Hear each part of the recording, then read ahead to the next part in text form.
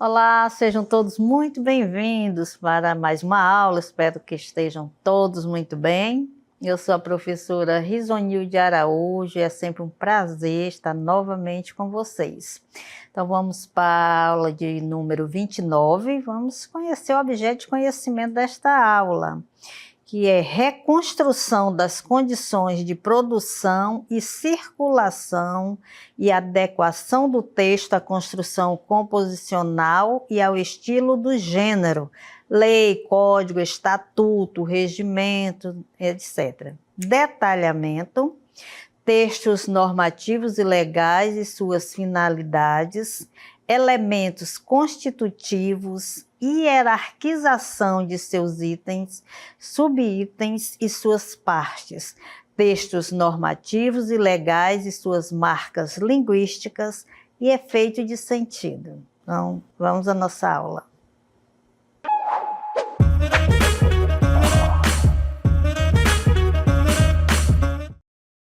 Então, hoje nós vamos mergulhar no universo dos textos de natureza jurídica. Vamos compreender esse tipo de texto, essa tipologia textual, e vamos focar no ECA, no Estatuto da Criança e do Adolescente. Então, vamos lá.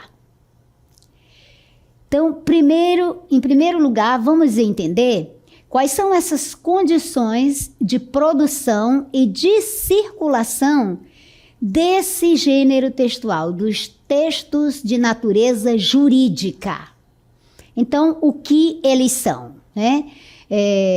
Esses tipos de texto, essa produção e essa circulação desses textos vai se referir exatamente ao contexto, né, às circunstâncias em que o texto propriamente dito, o texto, seja ele uma norma, seja uma lei, né, em que esse texto é produzido, certo? Então, essas condições de produção vão se referir exatamente a esse contexto. Qual é o contexto em que surge esse tipo de texto, o texto jurídico, né? Em que ele é produzido, ou seja, em que ele surge, que vai se escrever, para quem vai se escrever, qual é a finalidade, o objetivo. Então, quem escreve, quem produz o texto jurídico, para quem é produzido o texto jurídico, seja lei, seja norma, seja o estatuto,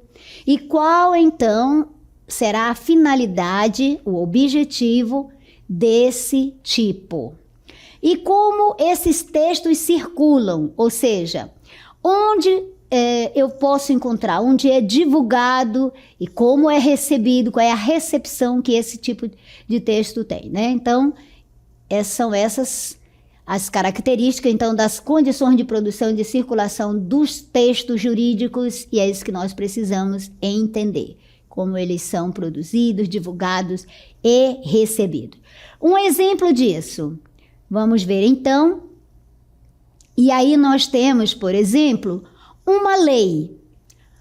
Você sabe que a nossa sociedade é regida por leis, né? Nós temos a nossa Constituição Federal, que é a lei maior que constitui, estabelece a nação e também dá o direcionamento de como se governa, do seu regimento, da sua estrutura. Ela cria o Estado brasileiro, a Constituição Federal. Então, que lei é essa? Essa é a nossa lei maior. A partir dela, então, vão se derivar outras leis. Uma lei, ela é produzida, ela é constituída por legisladores. Então, você já sabe que eu não posso fazer uma lei por mim mesma, se eu não for uma legisladora. Se eu não for, por exemplo, uma deputada, uma senadora, né?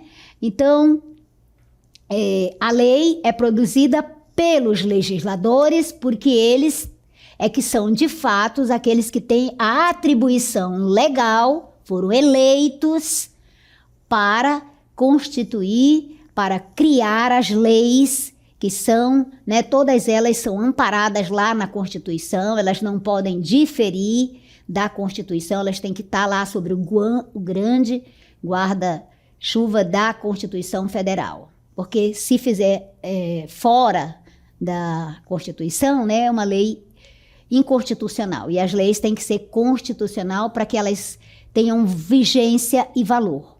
Então, a lei é produzida pelos legisladores, como, por exemplo, deputados, senadores, com o objetivo de regulamentar. Isso é importante você entender. Então, a lei é produzida pelo legislador e ela tem uma função, ela tem um objetivo. É para regulamentar o quê?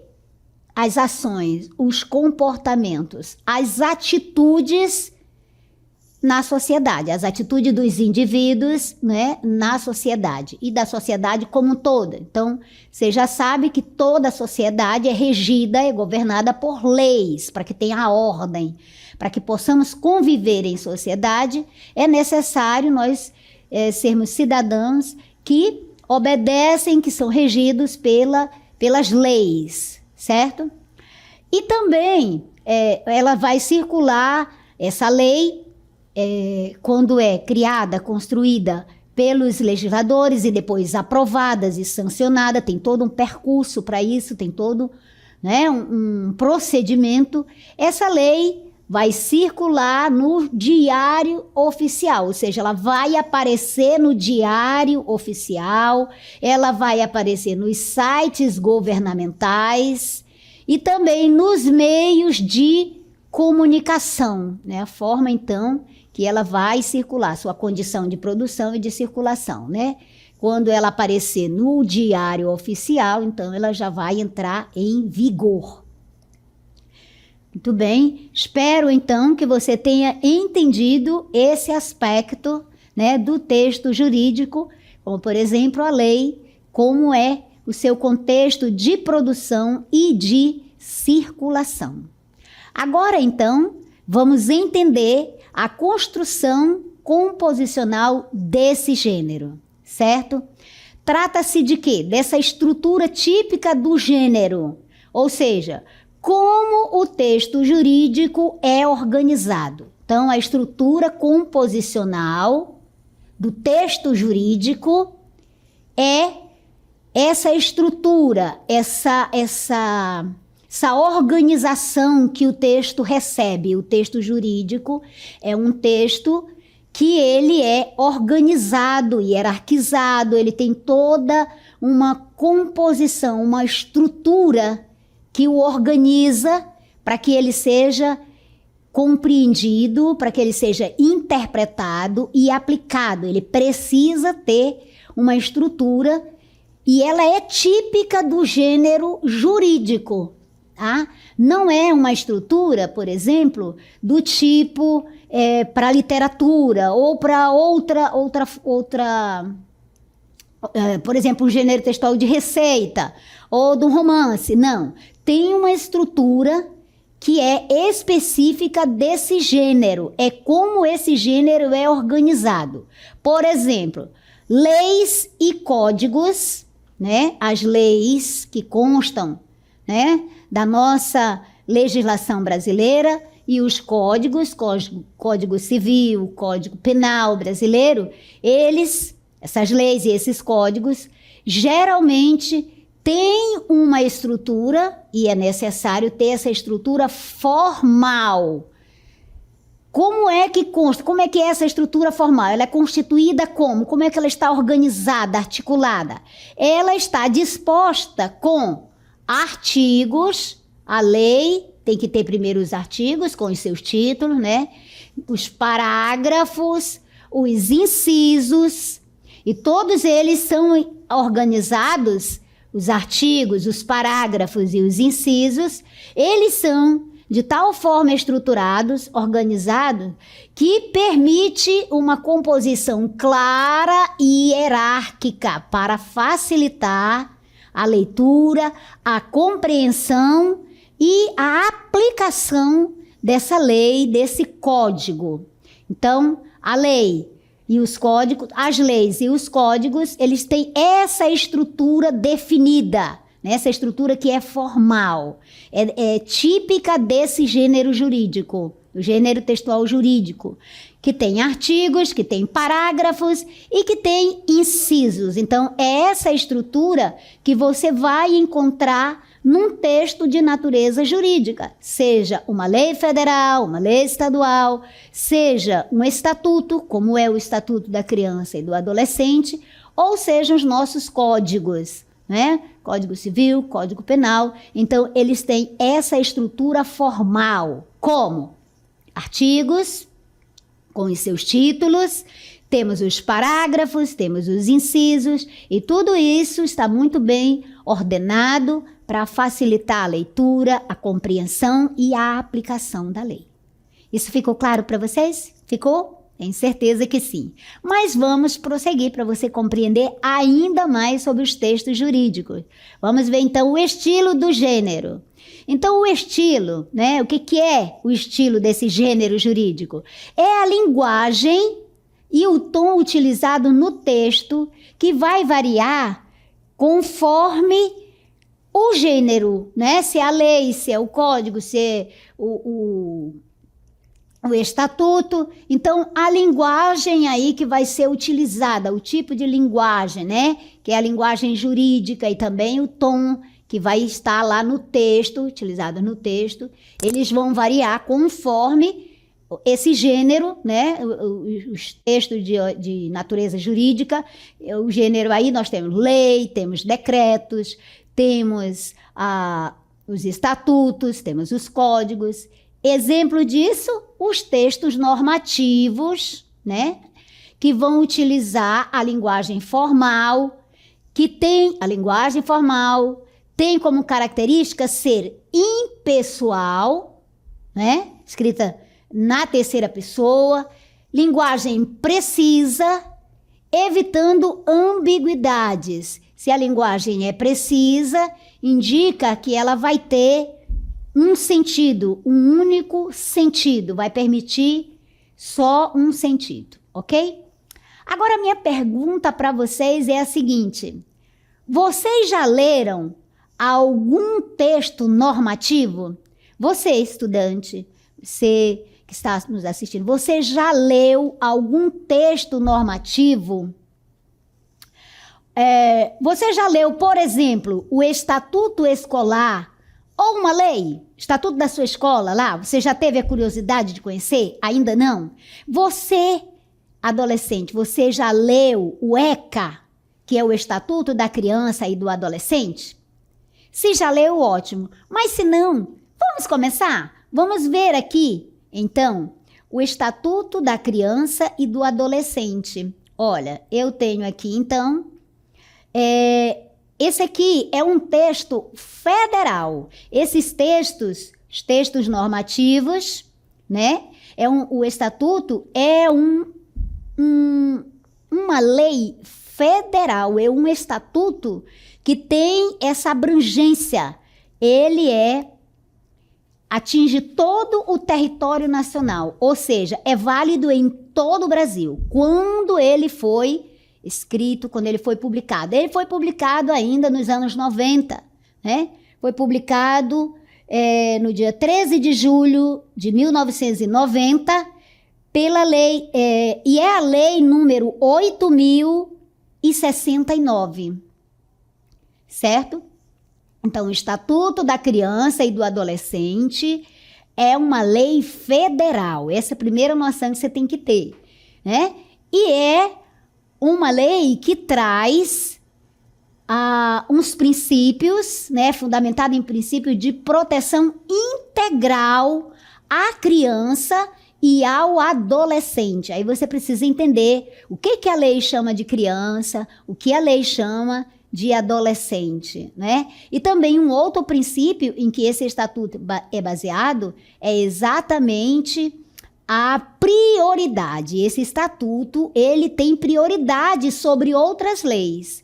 Então, os textos normativos, como por exemplo o Estatuto da Criança e do Adolescente, ele tem características específicas. E para compreendê-los, né, para compreender esse tipo de texto, como o Estatuto da Criança, é preciso analisar, né, estudar como eles são produzidos, como eles circulam, circulam na sociedade e como eles são estruturados. Então, vamos ver aqui sobre o Estatuto da Criança e do Adolescente. Nós temos aqui, o Estatuto é a Lei número 8.069, de 13 de julho de 1990.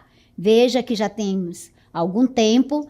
E esse estatuto, ele vai dispor sobre o Estatuto da Criança e do Adolescente e ele vai dar outras providências. Veja aqui, então, 2 objetivos, certo? E ele foi, então, sancionado pelo presidente da República, né? Presidente da República, faço saber que o Congresso Nacional decreta, veja aí, os legisladores, né, constituíram, construíram, criaram o estatuto e o presidente sancionou. Congresso Nacional é a soma da Câmara e do Senado Federal, certo? Então, o Congresso Nacional decreta e eu sanciono a seguinte lei.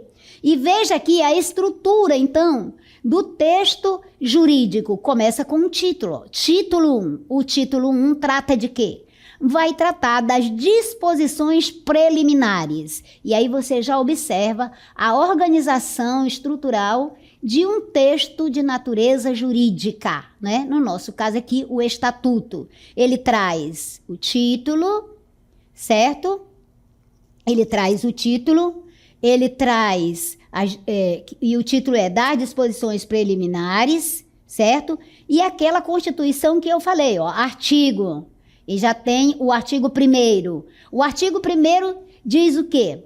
Que esta lei, lembra que o estatuto é uma lei federal. Esta lei dispõe sobre a proteção integral à criança e ao adolescente. Então, a disposição preliminar do título 1 e do artigo 1º diz que o Estatuto da Criança vai dispor, vai falar, vai tratar, vai colocar em norma tudo sobre a proteção integral que é oferecida à criança e o adolescente. E o artigo 2º, como você observa, já vai dispor, vai delimitar, vai identificar, né, vai conceituar o que é que a lei considera como criança, já que o estatuto se destina à criança e o adolescente, se destina a proteger integralmente a pessoa da criança e do adolescente. Então, a lei já vai no seu artigo 2º definindo o que é criança, do ponto de vista legal, do ponto de vista da lei, do estatuto. Considera-se criança, para os efeitos desta lei, a pessoa até 12 anos de idade.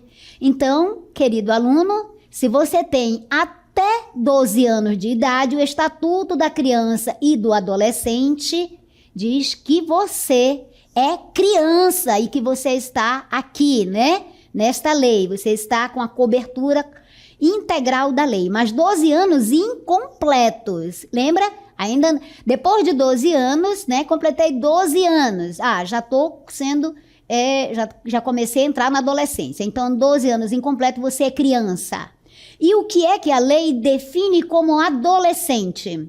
O adolescente aqui é aquela pessoa entre 12 e 18 anos de idade.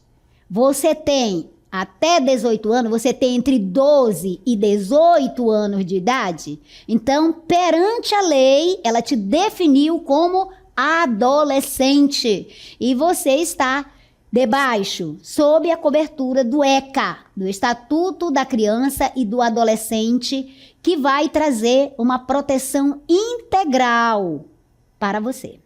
Então, o parágrafo único, veja, eu tenho 2 artigos, um dizendo que a lei dispõe e o outro definindo o que é criança e o que é adolescente. E um parágrafo único aqui do artigo 2º diz assim: nos casos expressos em lei, aplica-se excepcionalmente este estatuto às pessoas entre 18 e 21 anos de idade. Veja que aqui há uma situação em que, nos casos expressos em lei, aplica-se excepcionalmente, ou seja, de forma excepcional, essa cobertura integral, essa proteção integral, que é a criança até 12 anos incompleto e ao adolescente entre 12 e 18 anos, excepcionalmente, a pessoa de 18 até os 21 anos pode receber essa cobertura legal do Estatuto da Criança.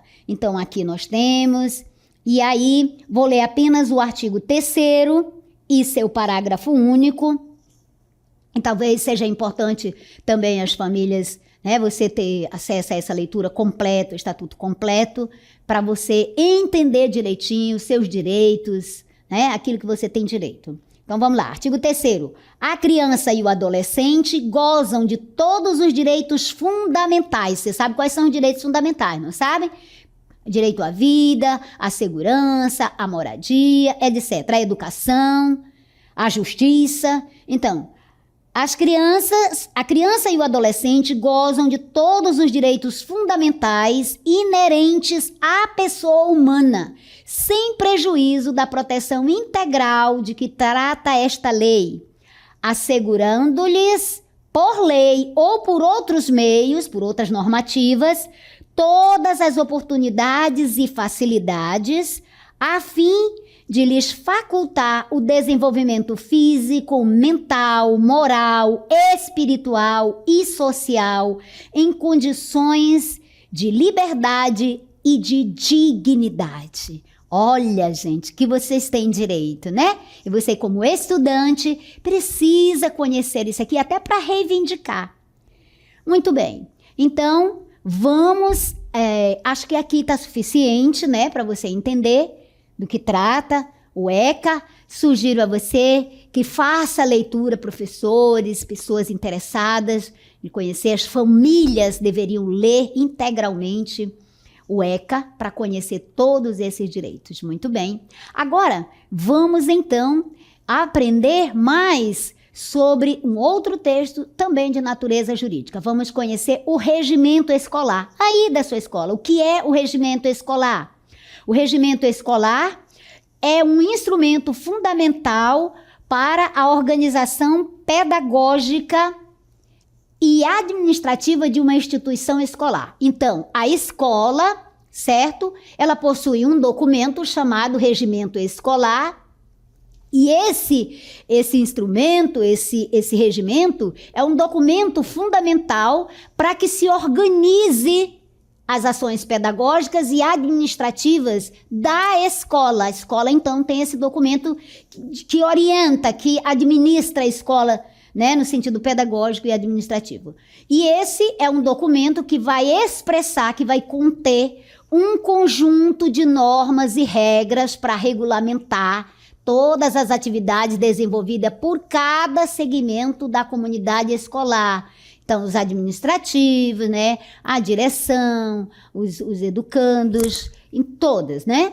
Então, suas ações devem estar pautadas na legislação vigente. Lembra? Então, as ações do regimento escolar, elas devem ter por fundamento a legislação vigente, ou seja, não pode discordar da nossa lei maior, que é a nossa Constituição Federal, e nas leis estaduais, né, que acima do regimento escolar tem uma outra legislação da própria Secretaria de Educação, né? E sempre na busca do aperfeiçoamento para a qualidade da educação. Muito bem. Então, o regimento escolar, ele deve garantir, é para isso que ele é constituído, para garantir a gestão democrática da escola, certo? E possibilitando a qualidade do ensino, fortalecendo a autonomia pedagógica, valorizando a comunidade escolar, através das instâncias colegiadas, né? E fazer cumprir as ações educativas que estão estabelecidas no projeto político pedagógico dessa escola, o PPP, esse projeto político pedagógico. Então, o regimento, né, ele vai ter uma função aí de auxiliar, de poder colocar em prática essas ações do projeto político-pedagógico da escola. Então, vamos aqui analisar nesse regimento aí, algumas ações dos verbos que estão aí, para construir a noção de ordem, ou seja, vai procurar observar se os verbos estão adequados para a construção de uma norma ou lei. Lembra que tem toda uma estrutura? Então, por exemplo, subseção 1 da recuperação e do reforço, isso se tratando da comunidade escolar, certo? Artigo 95, as atividades de recuperação ocorriam da seguinte forma, veja, o verbo aqui destacado para dar esse sentido de ordem. Então, seguindo, nós vamos ver continuamente, né? Essas atividades seguiam continuamente como parte integrante do processo de ensino e aprendizagem no desenvolvimento das aulas regulares.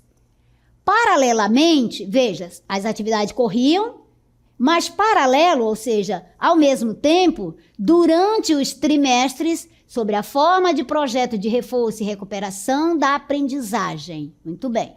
Artigo 96, veja aqui, né, a estrutura de um documento normativo, de um documento de natureza jurídica. Artigo 96. Ao aluno em recuperação, podem ser, e aqui nós vemos a estrutura com os verbos, podem ser oferecidas atividades extras e uma nova oportunidade de avaliação. Então, esse documento está aí normatizando como se processa, né, a vida do estudante ali quando ele está em recuperação. Inciso 1º, esse símbolo aí é um inciso. Inciso 1º, nos 2 primeiros trimestres, em cada componente curricular, a média aritmética da nota da avaliação, da recuperação e das avaliações anteriores comporiam a nova nota trimestral. Poder-se-ia considerar, veja como se constitui então a estrutura aqui, linguística, né, com os verbos, poder-se-ia considerar recuperado o aluno que atingisse média mínima 5 no trimestre. É isso aqui que regulamenta a sua vida escolar. Inciso 2º, no 3º trimestre, em cada componente curricular, o aluno pode ter substituída a nota. Então, o que é que você vai observar aqui? Uma observação, o regimento escolar utilizado nesta atividade é texto cedido por escola particular da cidade de Piracicaba, interior do estado de São Paulo. Mas nós temos as nossas aqui. A instituição possui atendimento escolar a todas as etapas da educação básica, ou seja, educação infantil, educação fundamental e ensino médio. Então, vamos ver agora o vocabulário do texto jurídico, certo? Seção 4ª da assistência social.